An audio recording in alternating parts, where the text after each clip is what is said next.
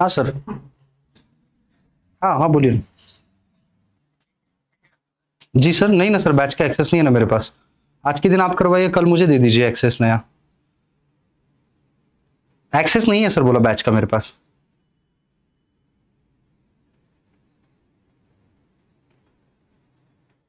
Hello sir. नहीं नहीं है सर, नहीं है। ओके, लेक्चर चालू है अभी। तो ठीक है, अभी ये कमेंट्स तो बच्चों के दिखाई नहीं दे रहे थे इसलिए कुछ। जी जी जी। चलो बच्चों, सो गुड मॉर्निंग। बस एक 2 मिनट दे दीजिए बेटा, बस एक 2 मिनट दे दीजिए, ताकि हम लोग थोड़ा सा कमेंट्स के भी बारे में आपके यहाँ पे इशू जो है वो रिजॉल्व कर लेंगे। बस 2 मिनट दे दीजिए। And very good morning to all of you, है ना। So just give me 2 minutes कि हम लोग आपसे कनेक्ट कर पाए, अच्छे से कर पाए। So this is my first class. आप लोगों ने मुझे यूट्यूब पे देखा होगा। आज से हम livestock production and management as सारे exam point of view, not related to AFO, but एक बार आपने लाइफ स्टॉक मेरे से पढ़ लिया तो आई विल गारंटी इट कि एग्जाम कोई भी हो, चाहे कोई भी हो, आई विल गारंटी इट कि आप डेफिनेटली सारे एग्जाम में सारे क्वेश्चंस सॉल्व कर पाएंगे। मुझे बस एक मिनट का वक्त दो।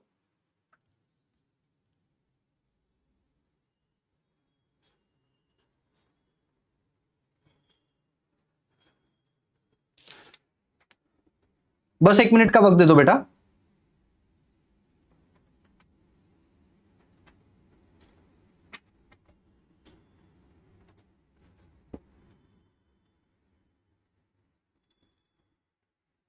एक मिनट का वक्त दे दो बेटा बस।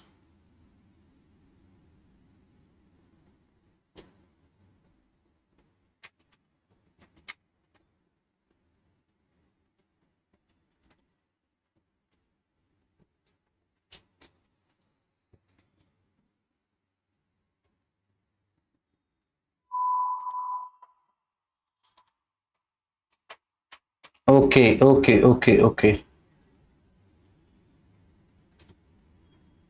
ओके बेटा, ओके ओके, आ गए कमेंट्स भी आ गए आप लोगों के। आप लोगों के कमेंट्स भी आ गए हैं मुझे। खुशबू पाटिल कुठून लेक्चर घेता है? छत्रपति संभाजीनगर, यस। चलो बेटा, तो बोलो, और अभी बोलो सारी चीजें क्लियर है? अभी बताओ बेटा, सारी चीजें क्लियर है आप लोगों को, है ना? सारी चीजें क्लियर है आप लोगों को, एक बार बता दीजिए। यस, खुशबू, खुशबू ने कमेंट डाली है, अंकुश, श्रद्धा, मनीष। चलो बाकी लोग भी बोलो जल्दी जल्दी से बेटा। एक बार ऑडियो वीडियो सारी चीजें अगर आप लोगों को क्लियर हो तो एक बार बोल दीजिए बस कि सर क्लियर है, सारी चीजें क्लियर है ना? एक बार कमेंट बॉक्स में डाल दीजिए क्लियर। सारे बच्चों को क्लियर है? Yes sir. पंकज, उसके बाद ओम प्रकाश, राखी जी, राखी राजपूत, सारे बच्चों को मुझे लगता है ऑल क्लियर, ऑल क्लियर, तो सब सेट है अभी, है ना? चलो निकलते हैं आगे थोड़ा सा। यस, क्लियर करके बच्चों ने, 6 बच्चों ने डाला है क्लियर करके, कुछ बाकी बच्चे भी है। यस क्लियर, ओके बेटा, ओके ओके ओके।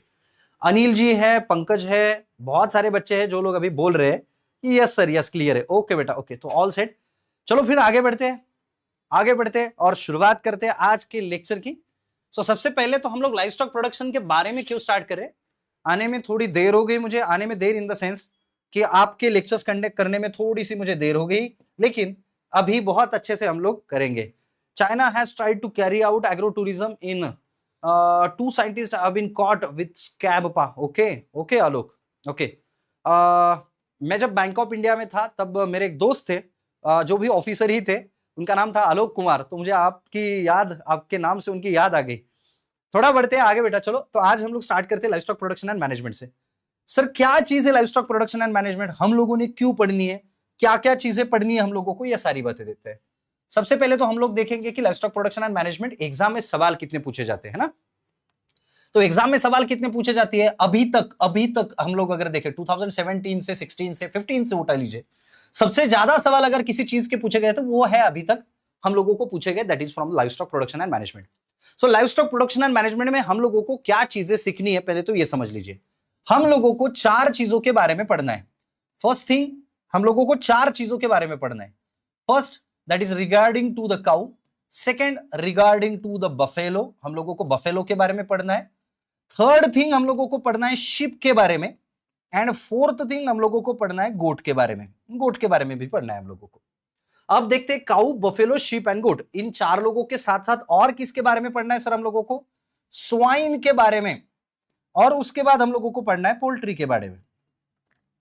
अब ये छोड़ के हम लोगों को डकरी या फिर बाकी भी चीजें देखनी पड़ती है, लेकिन ये इतने एग्जाम में सवाल इसके पूछे नहीं जाते, लेकिन फिर भी हम लोग डकरी के बारे में भी पढ़ेंगे।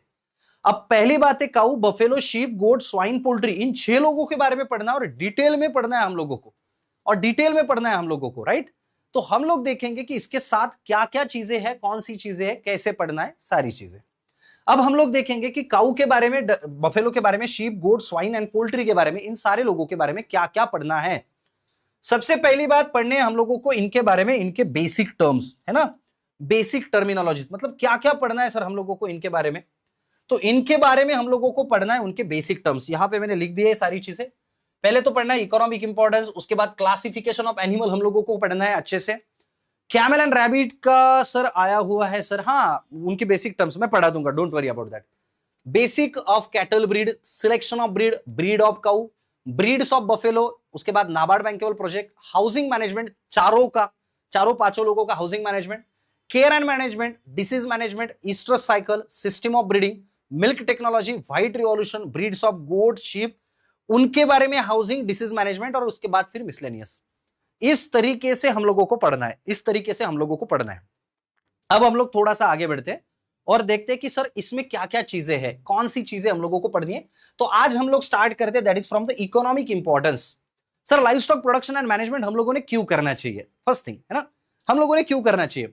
अब अभी तक हम लोगों ने क्या पढ़ा, कैसे पढ़ा है live stock production and management के बारे में, कि चाहे आप सवाल कोई भी पूछ लो, जवाब मैं वही दूंगा जो मुझे पता है ना, जवाब मैं वही दूंगा। आपको गिर के बारे में पूछा, आप बोलेंगे सो गिर cow having the 2 horns, one long tail and she is having the pendulous years. आपको सहीवाल के बारे में पूछा, फिर भी वही लिखेंगे, she is having the 2 horns, long tail, pendulous years. मतलब आपको सवाल कोई भी पूछो, आप जवाब वही देंगे या फिर देते थे जो आपको पता था। अभी तक तो आपने यही किया है, लेकिन इसके आगे वैसे नहीं। इसके आगे हम लोग ना बहुत अच्छे से क्लासिफिकेशन, क्लासिफाइड करके सारी चीजें पढ़ेंगे और बहुत अच्छे से पढ़ेंगे। यूट्यूब पे मेरा मोड बहुत अलग रहता है और लाइव क्लासेस में या फिर इंटरेक्टिव क्लासेस में मेरा मोड बहुत अलग रहता है। अभी तक जो आप लोगों ने किया, ये मैं बोल रहा हूं बेटा, ये मैं बोल रहा हूं, है ना, कंफर्म। सवाल आप चाहे कोई भी पूछ लो। अभी तक हम लोगों ने जाके सिर्फ भैंसों को दूर से देखा है, भैंसों के बारे में पढ़ा नहीं है। बॉयज आप ध्यान दो, भैंसों के बारे में पढ़ना बहुत जरूरी है जिंदगी में। चाहे आप एग्रीकल्चर फील्ड ऑफिसर बने ना बने, नाबार्ड में ऑफिसर बने ना बने, जिंदगी में आपको एक बात तो कंफर्म है कि आप लोगों का वास्ता एक दिन तो जरूर भैंसों के साथ आने वाला है ना। जो थोड़े दिमाग वाले लोग हैं, क्योंकि मेरी बातें समझने में के लिए ना थोड़ा सा लॉजिक चाहिए। लॉजिकल हो तो मेरी बातें समझ में आएंगी, लॉजिकल नहीं हो तो मेरी बातें समझ में नहीं आएंगी। अब थोड़ा सा आगे बढ़ते हैं हम लोग। अब हम लोग देखते हैं कि फार्मिंग सिस्टम, पहले तो फार्मिंग सिस्टम है क्या, क्योंकि शुरुआत तो यही से हुई है ना बेटा। तो फार्मिंग सिस्टम का मतलब क्या होता है कि क्रॉप, हम लोग क्या करेंगे, फार्म मैनेजमेंट, है ना। फार्मिंग सिस्टम का मतलब क्या होगा, फार्मिंग सिस्टम, इसका मतलब क्या होगा। तो सबसे पहली बात है, फार्मिंग सिस्टम में 2 बातें आती है। एक आता है crop production, and second thing जो आएगी दैट विल बी, देखो क्रॉप प्रोडक्शन आएगा एक, एंड सेकेंड चीज जो आएगी वो आएगी लाइव स्टॉक मैनेजमेंट। तो फार्मिंग सिस्टम का मतलब होता है, सिर्फ क्रॉप प्रोडक्शन का मतलब फार्मिंग सिस्टम नहीं होगा। So they are symbiotic each other. Agriculture के बच्चों को मुझे पता है सबसे ज्यादा क्या खाने की आदत है, तुम मुझे तंबाकू दो मैं तुम्हें चूना दूंगा। So it was like that कि क्रॉप प्रोडक्शन से फिर इन लोगों को मिल जाता है उनका फॉडर, और इन लोगों के काउ डंग से इन लोगों को मिल जाता है nutrient. So they are symbiotically association with each other. ये दोनों एक दूसरे को सिम्बायोटिक एसोसिएशन है। जैसे गर्ल्स एक दूसरे को हॉस्टल में कि बेटा तुम ना, हेलो सुनो ना, तुम तुम्हारी लिपस्टिक मुझे दे दो, मैं मेरा कॉम्ब तुम्हें दूंगी, या फिर मेरे हेयर्स का सीरम मैं तुम्हें दूंगी।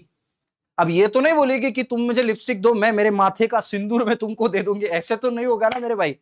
तो सिंपल सी बात है, आसान सी बात है, वो यही है कि क्रॉप प्रोडक्शन एक बात है और लाइव स्टॉक मैनेजमेंट एक बात है, दोनों चीजें हैं यहाँ पे। So crop production and livestock management, इन दोनों को साइमल्टेनियसली हम लोगों को परफॉर्म करना है, that is called as farming system, right. समझ रहे हो बात को, बहुत आसान है और बहुत मजेदार बात है ये। अब थोड़ा सा आगे बढ़ते कि ये तो हम लोगों को समझ में आ गया कि फार्मिंग सिस्टम का करना क्या है। थोड़ा सा आगे बढ़ते हैं सर, तो ये सारी चीजें इंटरकनेक्टेड कैसे हैं सर, ये नहीं समझ में अभी तक हम लोगों को। देखो बेटा बहुत आसान सी बात है। नंबर एक, हम लोग क्या करते हैं, एग्रीकल्चर हॉर्टिकल्चर वेस्ट ये एनिमल्स को फीड करने के लिए देते थे। अब इनके हिसाब से हम लोगों को उनसे ड्राफ्ट पावर मिलती है। ड्रॉट गलत हो गया मेरे से, ड्राफ्ट पावर, ड्राफ्टिंग है ना, वो ऑटो स्पेल हो गया इसलिए गलत हो गया।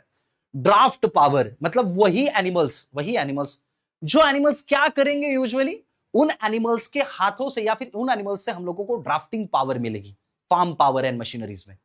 थर्ड थिंग है कि फिर ये सारी की सारी चीजें इकोनॉमिकली कन्वर्ट करेंगे। मतलब हम लोगों ने पहले हॉर्टिकल्चर एग्रीकल्चर का जो कोई भी स्टॉवर है, स्टॉवर का मतलब या फिर फॉडर है, फॉडर, तो हम लोगों ने क्या किया, ये फॉडर या फिर स्टॉवर हम लोगों को एनिमल्स को दे दिया। एनिमल्स में इनकी एनर्जी कन्वर्ट करने का कोशिश कर रहे हैं अभी। लाइक कोई एनिमल हो, लाइक शीप हो, गोट हो, मीट प्रोडक्शन करेंगे, काऊ हो मिल्क प्रोडक्शन करेगी, बफेलो हो मिल्क प्रोडक्शन करेगी, शिप हो वुल प्रोडक्शन करेगी, पोल्ट्री बर्ड्स हो एक प्रोडक्शन करेगा। मतलब यहां से फीड दे रहे हैं, फीड देने के बाद वो खुद की इकोनॉमिकल एनर्जी यहां पर लगा रहे। अब इनसे जो वेस्ट मिलेगा है ना, एनिमल्स से जो वेस्ट मिलेगा उससे बनेगा organic fertiliser and once again it will get towards the agriculture and horticulture waste. मतलब इसके ऊपर प्लांट्स डिपेंड करेंगे, इनके ऊपर एनिमल्स डिपेंड करेंगे, इनके ऊपर ये इकोनॉमिकल यील्ड डिपेंड करेगा और इन सारी चीजों के ऊपर हम डिपेंड करेंगे। तो ये तो साइड में एक साइकिल चल रही है, अच्छे से चल रही है, लेकिन ये सारी चीजें हमारे ऊपर डिपेंड करेगी। समझ रहे हो बात को?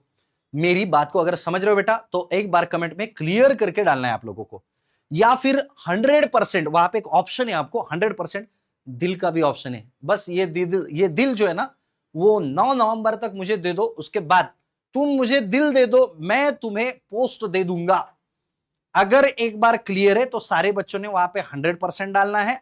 अदरवाइज द सेकेंड थिंग आप लोगों को क्लियर करके डालना है कमेंट बॉक्स में। जल्दी से जल्दी बात करो, जल्दी से जल्दी बोलो।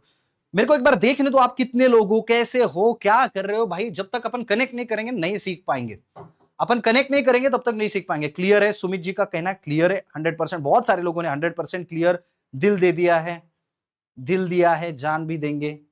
चलो चलो बाकी सारे लोग। बेटा ये ऐसे नहीं होगा, ऐसे नहीं होगा जब तक हम लोग इंटरेक्शन नहीं करेंगे, बात नहीं करेंगे, आप लोग मेरे से बात नहीं करेंगे, नहीं समझ में आने वाला है कि क्या हो रहा है, क्या हो रहा है नहीं समझ में आने वाला है।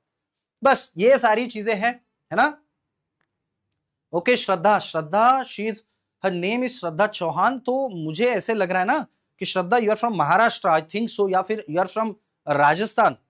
आप कहां से हो एक बार डाल दीजिए बेटा। आप कौन से स्टेट से हो, कौन से डिस्ट्रिक्ट से हो, एक बार कमेंट बॉक्स में मेरे को डाल दीजिएगा। चलो यस शशि कुमार, आप कौन से स्टेट से हो, कौन से डिस्ट्रिक्ट से हो, मुझे कमेंट बॉक्स में कमेंट डालना है आपको। कौन से स्टेट से हो, कौन से डिस्ट्रिक्ट से हो, एक बार डाल दीजिए तो हमें भी थोड़ी जान पहचान हो जाएगी। और मैं भी थोड़ा सा मेरा इंट्रोडक्शन दे दूंगा आज, अब दे ही देता हूं।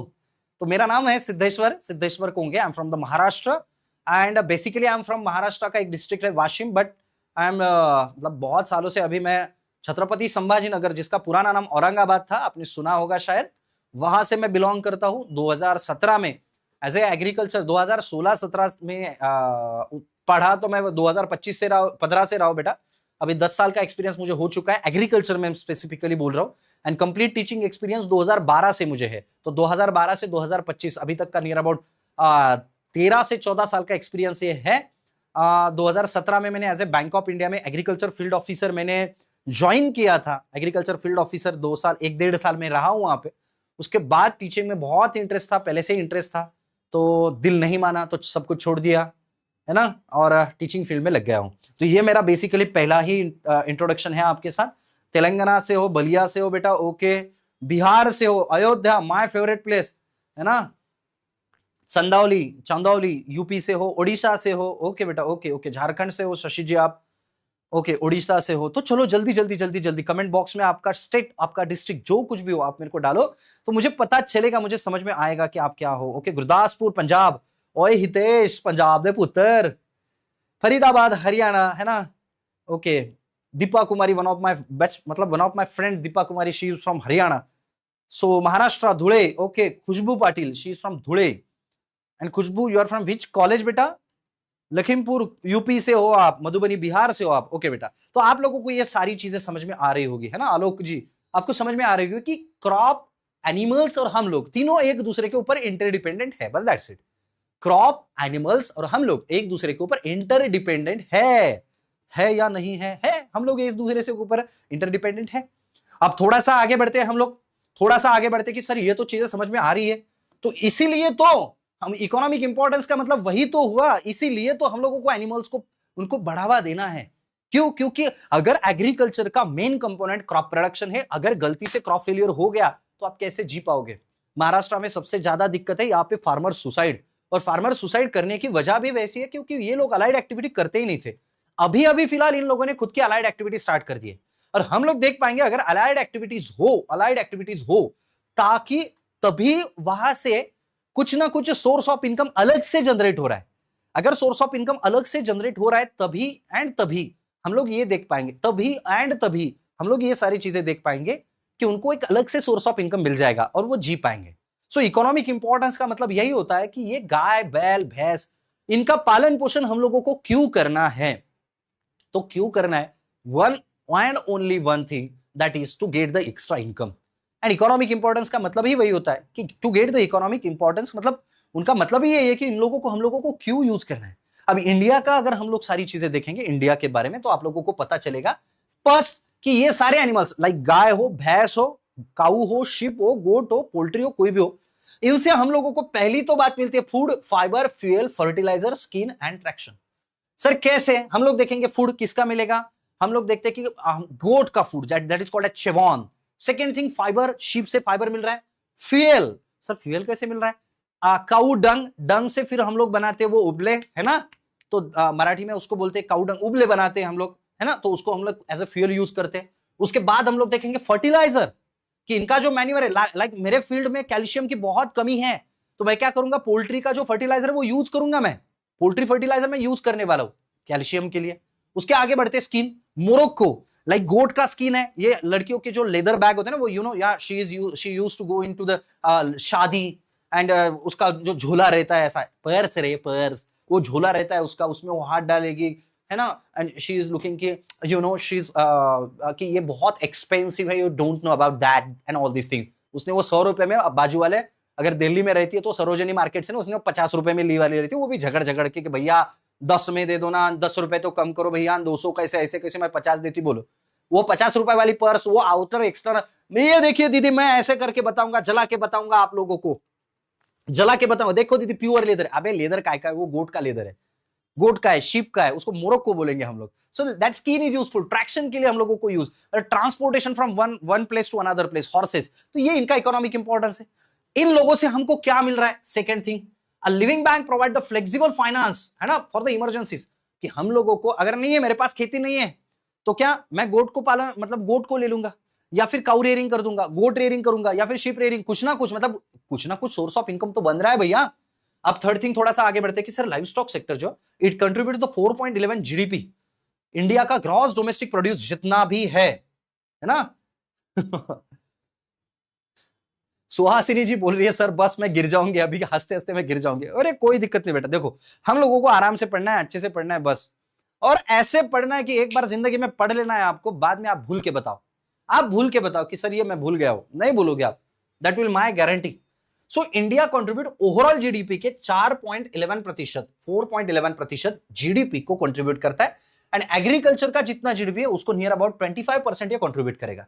मतलब सर अभी देखिए टोटल इंडिया में जितना भी लोग पैसा कमा रहे हैं, मान लीजिए पूरे इंडिया में 100 लोग रहते हैं, 100 लोग का अलग अलग जॉब होगा, 100 लोग जितना पैसा कमा रहे हैं उसमें एग्रीकल्चर वाले लोग कितना कमा रहे हैं, 100 लोग अलग अलग सेक्टर में काम कर रहे हैं, तो एग्रीकल्चर वाले या फिर लाइव स्टॉक में कितना लोग काम कर रहे हैं, तो वो है 4.11%।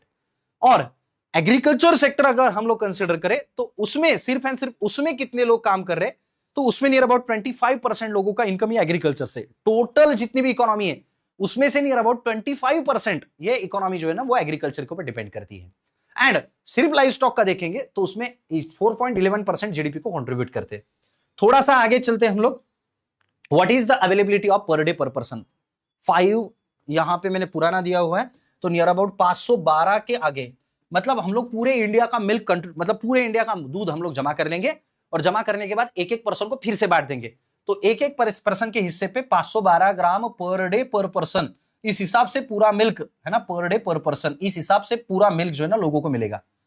सो इतना मिल्क प्रोडक्शन है और इसको बढ़ाना है हम लोगों को, क्योंकि ये भी फिर भी कम है, इस मिल्क प्रोडक्शन को हम लोगों को बढ़ाना है, सो that is the economic importance का आप गाय भैंसों को यूज कीजिए। हम पहले तो सीखेंगे इकोनॉमिक इंपॉर्टेंस, ये क्यों करना है हम लोगों को, एग्रीकल्चर में क्यों है ये सारी चीजें। थोड़ा सा बढ़ते हैं आगे कि इन लोगों से हम लोगों को मिलना है न्यूट्रिएंट। तो ये देखो बेटा, एएफए में पूछा गया सवाल, मैं आपको धीरे धीरे जैसे भी आगे बढ़ते जाएंगे अपन लोग, तो वैसे वैसे उस हिसाब से हम लोग ये भी देखेंगे कि कौन से सवाल पूछे गए थे एग्जाम में, कौन से सवाल पूछे गए थे। तो सबसे पहले पूछा गया था कि कौन सा ऐसा मैन्योर है ना, तो ये क्या पूछेंगे, अगर मुझे नाइट्रोजन चाहिए तो कौन से एनिमल का मैन्योर मुझे लेना चाहिए, अगर मुझे फास्फोरस चाहिए तो कौन सा एनिमल का फास्फोरस जिसमें सबसे ज्यादा फास्फोरस होगा, पोटेशियम, कैल्शियम, मैग्नीशियम।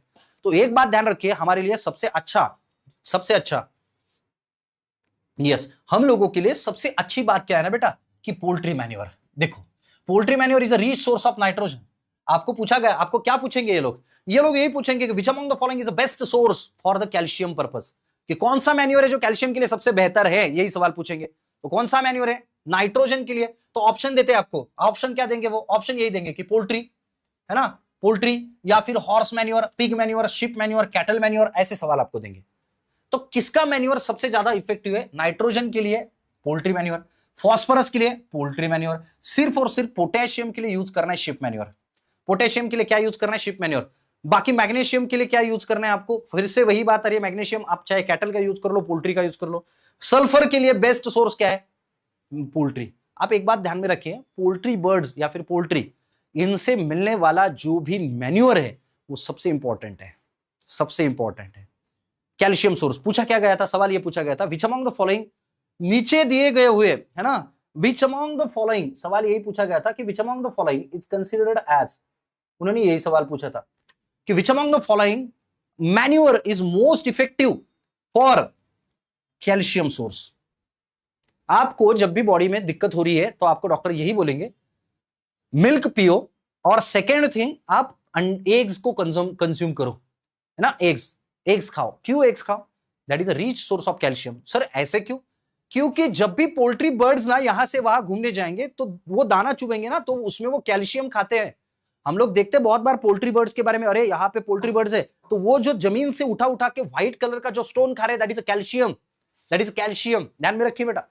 सो बहुत सिंपल सी बात यही है कि पोल्ट्री, अभी मैं आपको इस पे एक सवाल पूछता हूं, एक नॉर्मल सा सवाल मैं आपको पूछूंगा, एक नॉर्मल सा सवाल है मेरा, है ना, एक नॉर्मल सा सवाल, विच among the following is the best source of, which among the following is the best source of, best source of क्या चीज का, best source of nitrogen. Nitrogen का बेस्ट सोर्स कौन सा है, ऑप्शन ए पोल्ट्री मैन्योर, ध्यान रखिए मैं क्या बोल रहा हूं, poultry manure, option B cow manure, option C cat manure, cat manure, option D, आपको 5 ऑप्शन होते हैं एएफओ में, ध्यान रखिए बेटा, हॉर्स मैन्योर, ऑप्शन ई, चलो बोलो स्वाइन मैन्योर, चलो बोलो what is the correct option, best source for nitrogen, चलो बोलो बेस्ट सोर्स ऑफ नाइट्रोजन, बोलो जल्दी से।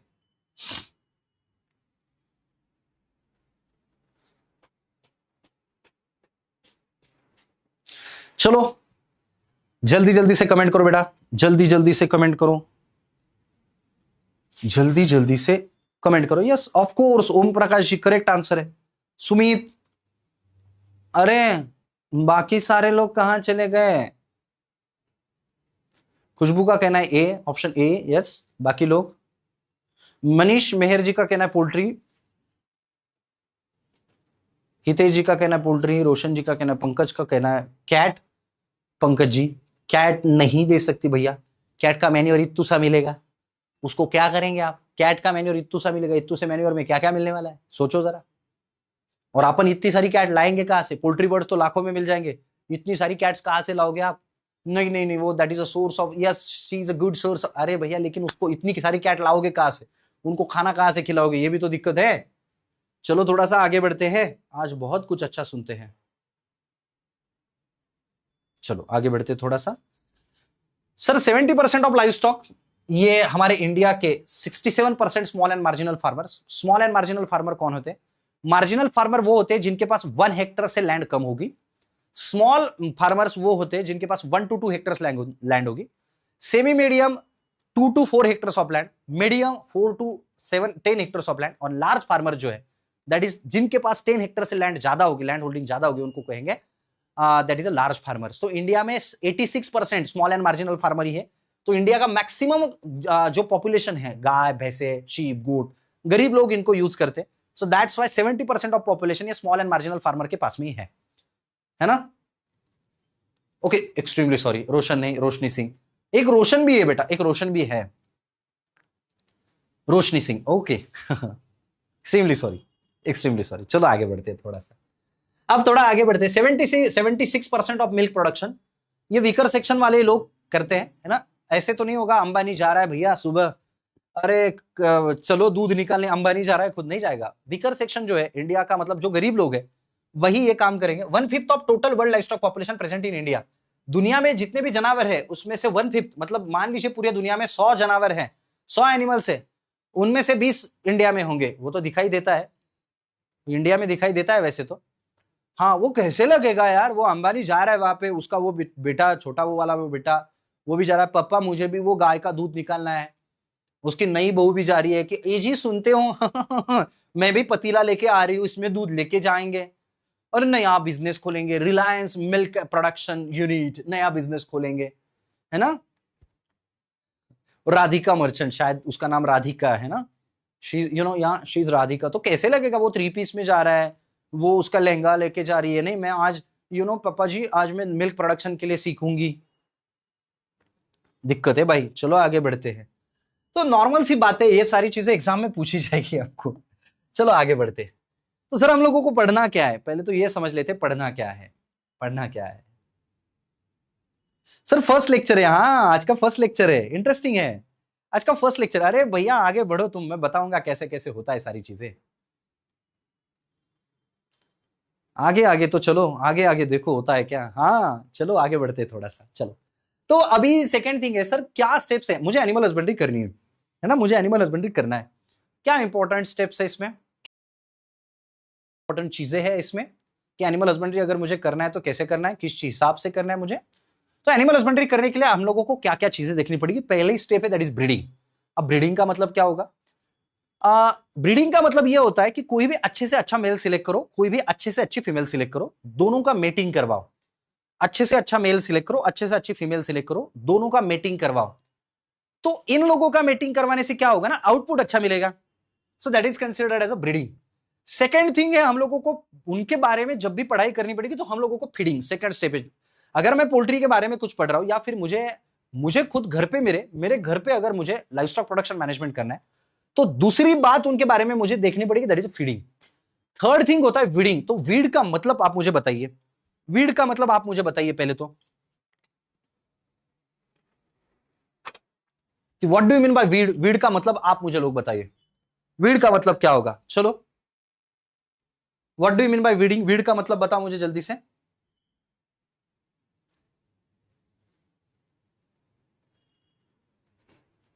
वीडिंग का मतलब क्या होता है, वीडिंग, वीडिंग कंसेप्ट डालिए बेटा जल्दी जल्दी से कमेंट बॉक्स में कि what do you mean by weeding.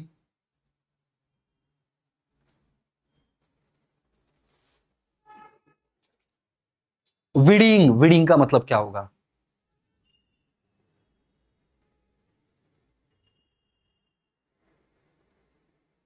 Unwanted crops, unwanted चीजें, अनवांटेड चीजें, राइट, यस, घास अनवांटेड चीजें।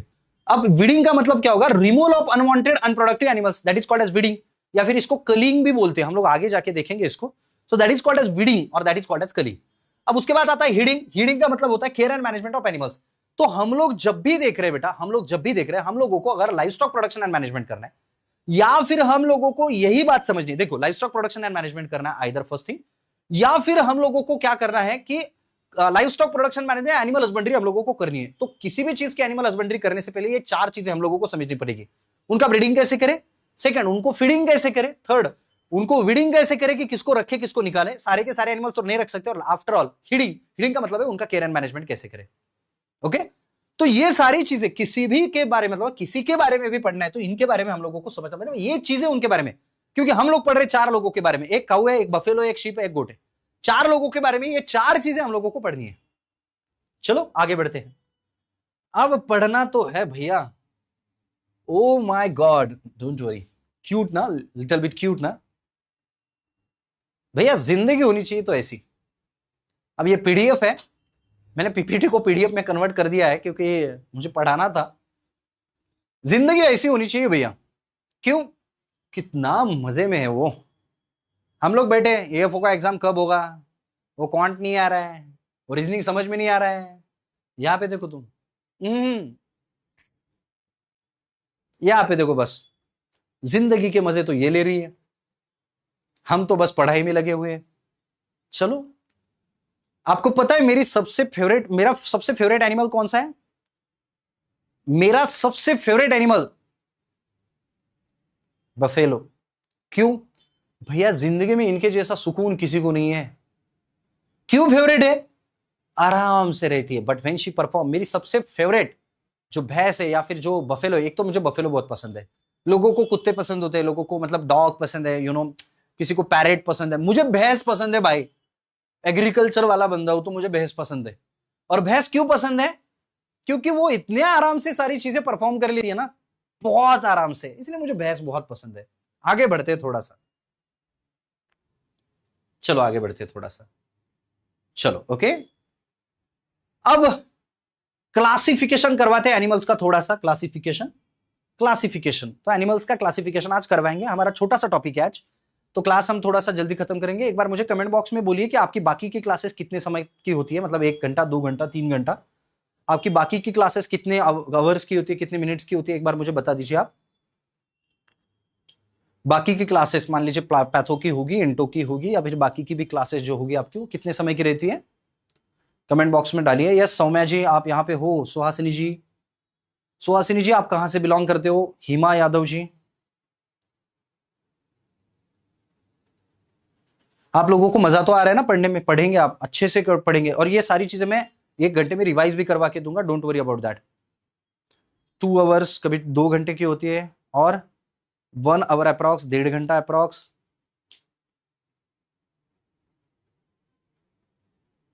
अच्छा, 1 आवर, 2 आवर, रीजनिंग की 2 घंटे, वो तो होगी आपकी।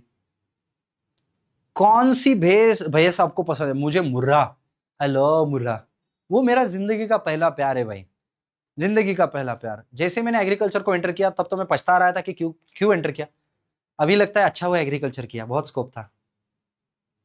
चलो आगे बढ़ते बेटा थोड़ा सा, अब हम लोग देखते हैं classification of the animals, classification के बारे में देखते हैं, है ना? तो क्लासिफिकेशन के बारे में सबसे पहली चीज क्या है ना, क्लासिफिकेशन, तो on the basis of their family, family के बेसिस पे हम लोग क्लासिफिकेशन करते हैं। बोविडी, सुडी एंड कैमेलिड्स। मतलब सर देखो, जो एनिमल्स जिनको 4 चेम्बर्ड स्टमक होता है, 4 चेम्बर्ड स्टमक, हम लोग आगे जाके देखेंगे इनके बारे में कि 4 चेम्बर्ड स्टमक कैसे होता है, क्या होता है, ये सारी चीजें। तो जो भी एनिमल्स में 4 चेम्बर्ड स्टमक होता है उनकी फैमिली होती है बोविडी। अब मान लीजिए ये रीगर्गटेशन कर सकते हैं, बोविडी फैमिली में कौन आता है? जो रीगर्गटेशन कर सकते हैं, मराठी में उसको रवंथ बोलते हैं। रीगर्गटेशन मतलब पूरा खाना ऊपर लेके आना और ऊपर से फिर से वही खाना पचा के अंदर लेके जाना, ये एनिमल्स जो कर पाएंगे उनकी फैमिली होती है बोविडी।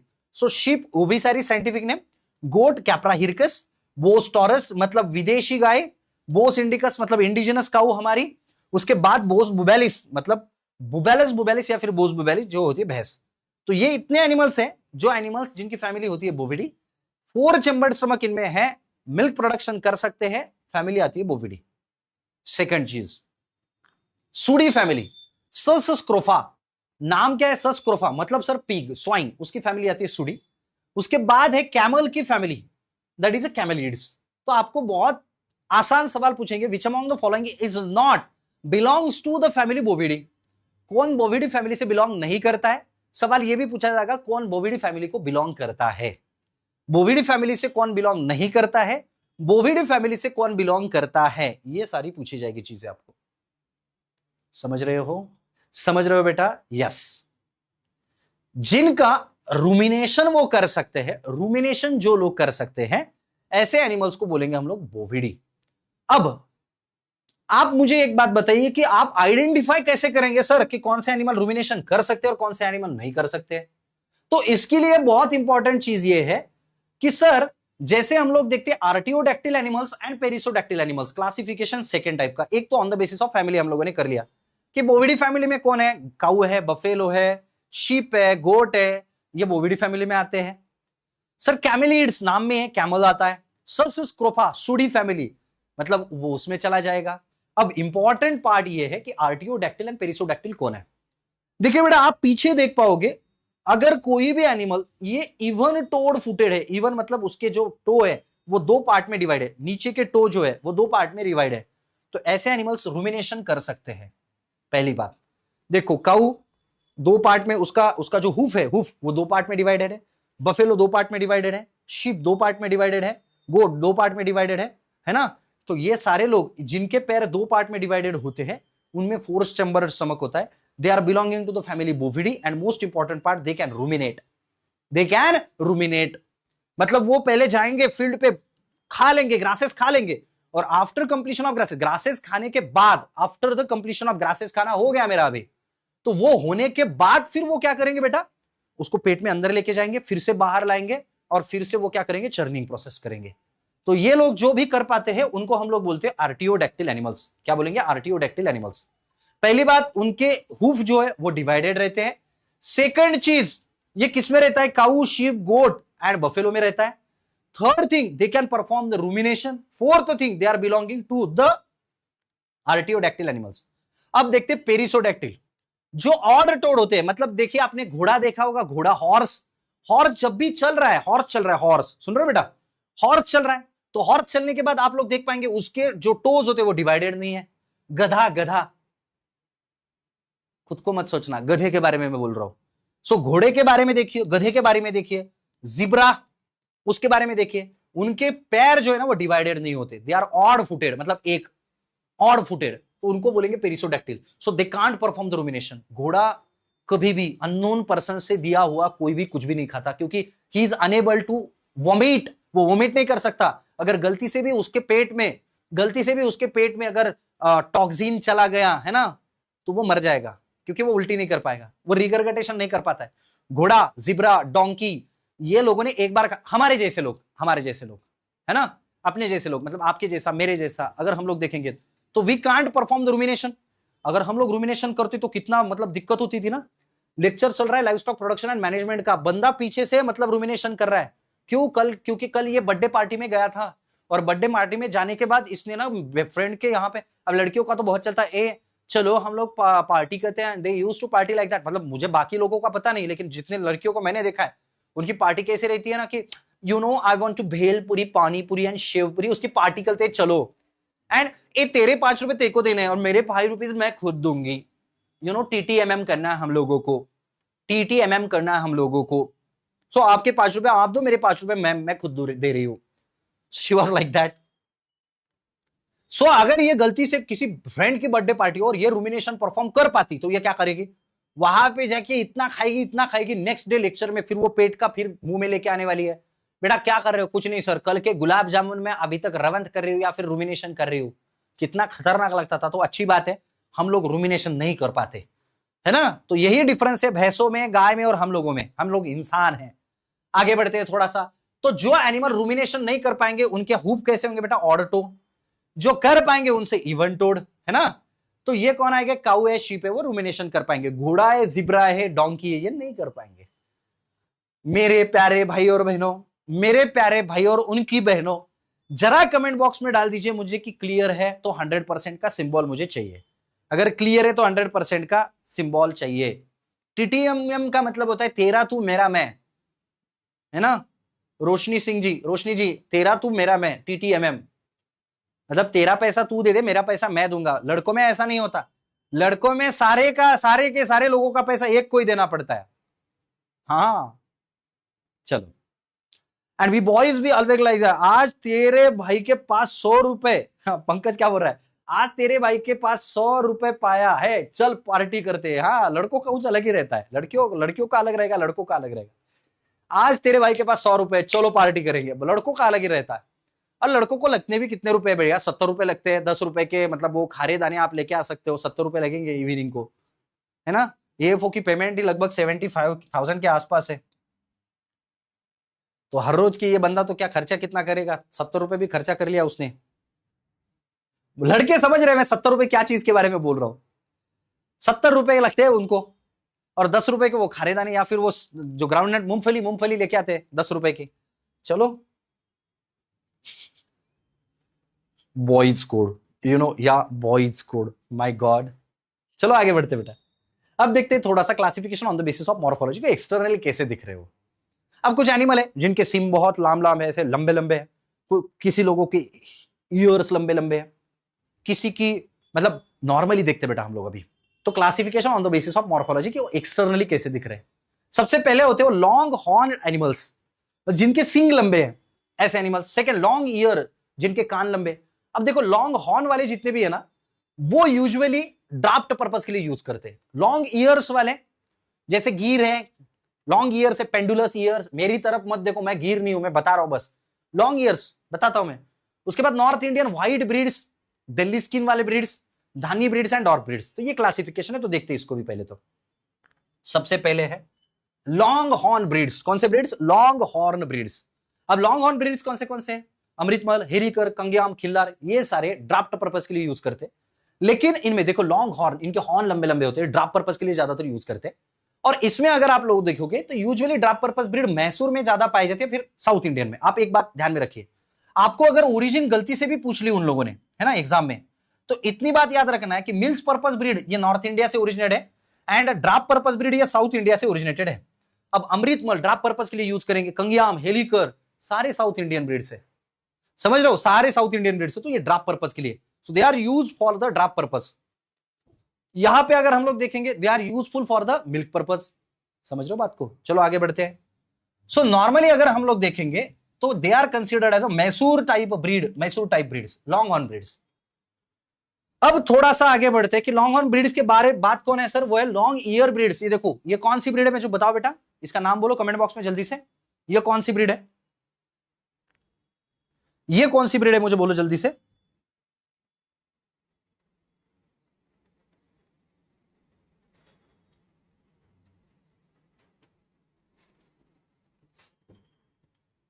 देसी ब्रीड बोल रहे हैं बेटा, इसका नाम है गिर, है ना, गिर नाम है उसका, ओरिजिनेटेड फ्रॉम द गिर फॉरेस्ट ऑफ द गुजरात। इसका नाम ही है गिर। समझ रहे हो बात को? इसका नाम है गिर। सो गिर, डांगी, देवनी, निमारी, लॉन्ग ईयर ब्रीड्स इनको बोलेंगे। इनको हम लोग क्या बोलेंगे बेटा? इनको बोलेंगे हम लोग long ear breed. They are called as Gir type. उनको क्या बोलेंगे? गिर टाइप, गिर type breeds.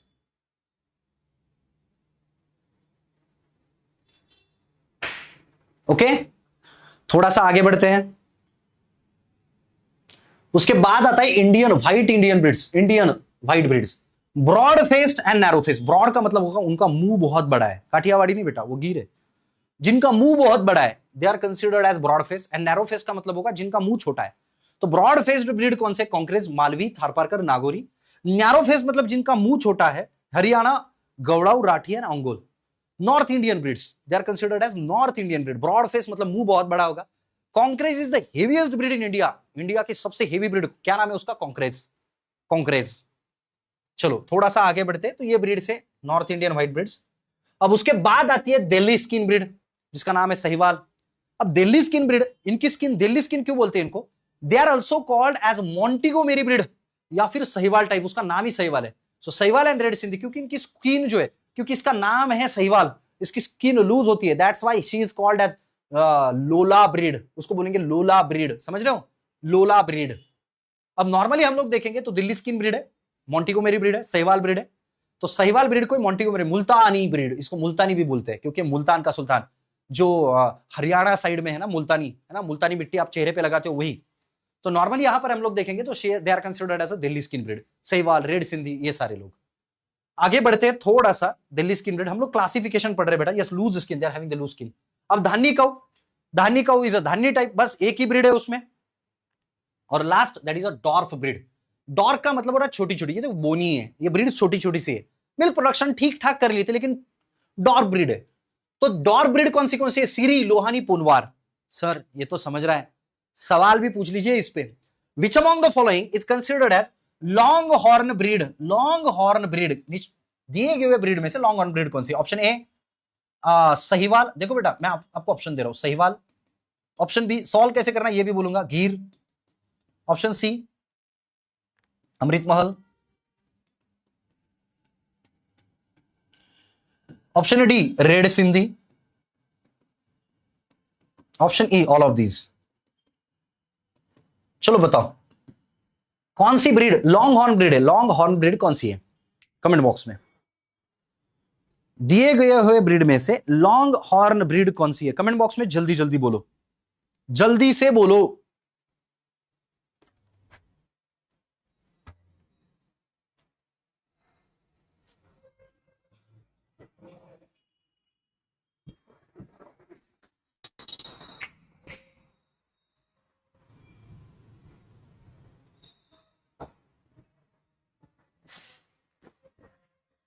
Very good very good very good. कुछ लोगों का सही आ रहा है, कुछ लोगों का गलत आ रहा है, कुछ लोग बहुत ही गलत बोल रहे हैं।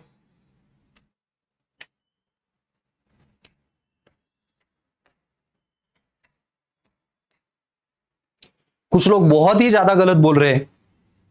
इतना भी गलत कैसे हो सकते हो बे? So option C is अमृतमल। कैसे सर? मैंने क्या बोला था, लॉन्ग हॉर्न ब्रीड कौन से होते बेटा, लॉन्ग हॉर्न ब्रीड कौन से होते? नंबर एक, लॉन्ग हॉर्न ब्रीड के लिए अभी गिर, गिर कैसी होगी? तो जो दूध देते हैं वो लॉन्ग हॉर्न है? नहीं है। सहीवाल दूध देती है, लॉन्ग हॉर्न है? नहीं है। रेड सिंधी दूध देती है, लॉन्ग हॉर्न है? नहीं है। ऑल ऑफ दिस का ये दो नहीं है, इसका मतलब ऑल ऑफ दिस भी नहीं है। फिर बचा कौन? अमृतमहल। कौन बचा है? अमृतमहल। तो मैंने क्या बोला था, ये ज्यादातर ड्राफ्ट पर्पज के लिए यूज में आते हैं, ड्राफ्ट पर्पज के लिए, ज्यादातर ड्राफ्ट पर्पज के लिए यूज में आएंगे। समझ रहे हो बात को? समझता नहीं है यार। सूरज का कहना है सर जितना आप पढ़ा रहे हो उतना एफओ के लिए सफिशिएंट है क्या, बुक अफोर्ड करनी पड़ेगी?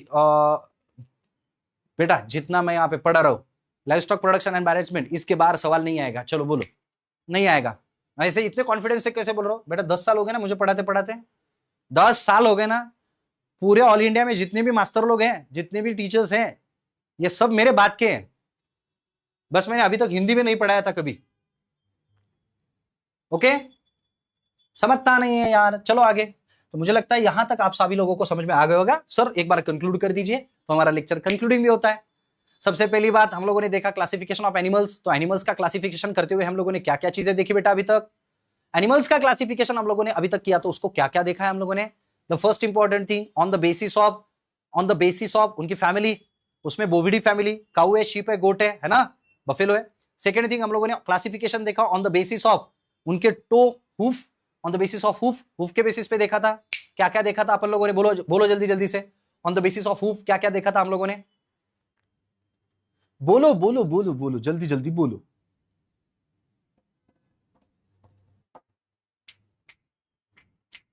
On the basis of hoof, even toed, odd toed. Even toed का मतलब कौन होगा? जो रुमिनेशन करते। इवन टोड काऊ है, बफेलो है, शीप है, गोट है। ऑड टोड हॉर्स है, जिब्रा है? अब आगे थोड़ा सा अब आगे थोड़ा सा बढ़ते हैं, आगे थोड़ा सा बढ़ते हैं। उसके बाद classification on the basis of morphology. तो मॉर्फोलॉजी, लॉन्ग हॉर्न ब्रीड्स, लंबे लंबे सिंग वाले, मैसूर टाइप बोलते हैं, अमृतमहल, खिल्लार, हिलिकर। लॉन्ग ईयर्स, जिनके कान लंबे लंबे होते हैं, Gir, Deoni, Dangi, Nimari. North Indian white breed, Kankrej, Tharparkar, Hariana, Rathi, Ongole. Delhi skin वाले Sahiwal, red Sindhi. Dhanni type Dhanni and डॉर ब्रीड, सीरी, लोहानी, पोनवार। सीरी, लोहानी एंड पोनवार।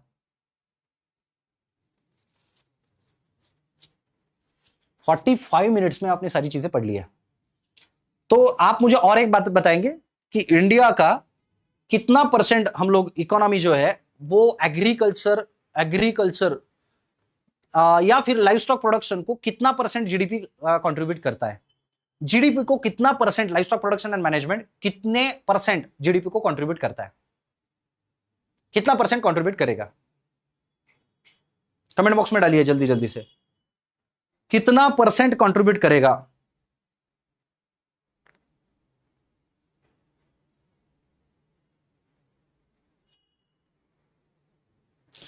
कितना परसेंट कंट्रीब्यूट करेगा? बोलो जल्दी से, कितना परसेंट कंट्रीब्यूट करेगा?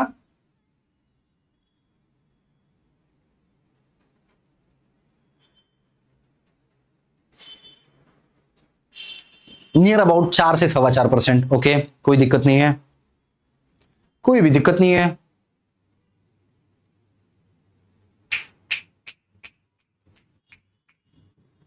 समझ रहे हो बेटा बात को?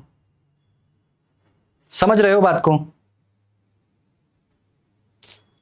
Okays okays okays okays okays okays okays okay okay बेटा, ओके ओके ओके।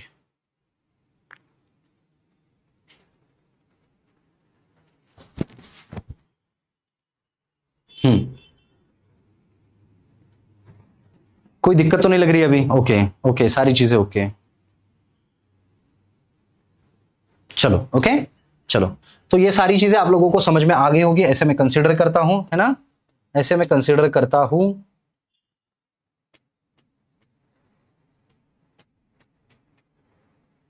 चलो, और एक बात मुझे बताइए बेटा, कौन सा मैन्योर है जिसमें सबसे ज्यादा कैल्शियम होगा? कौन सा मैन्योर है जिसमें सबसे ज्यादा कैल्शियम होगा?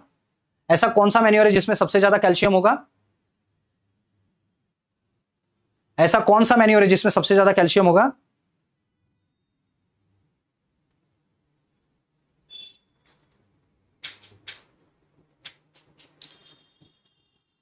सर आप सारे सब्जेक्ट्स पढ़ाते हैं?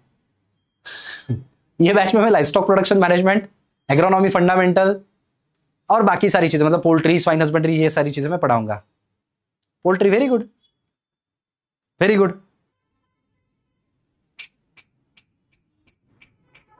वेरी गुड, बहुत अच्छे बहुत अच्छे बहुत अच्छे बहुत अच्छे बहुत अच्छे।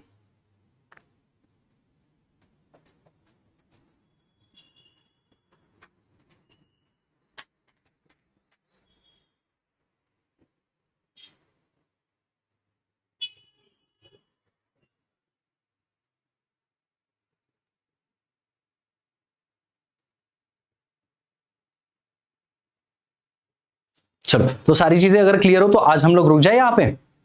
सारी चीजें अगर क्लियर हो तो आज बैच के बाहर नहीं बेटा, वैसे कोई चीज नहीं है ना? वैसे कोई चीज नहीं है, आप समझ लीजिए, बस यहीं पे समझ लीजिए।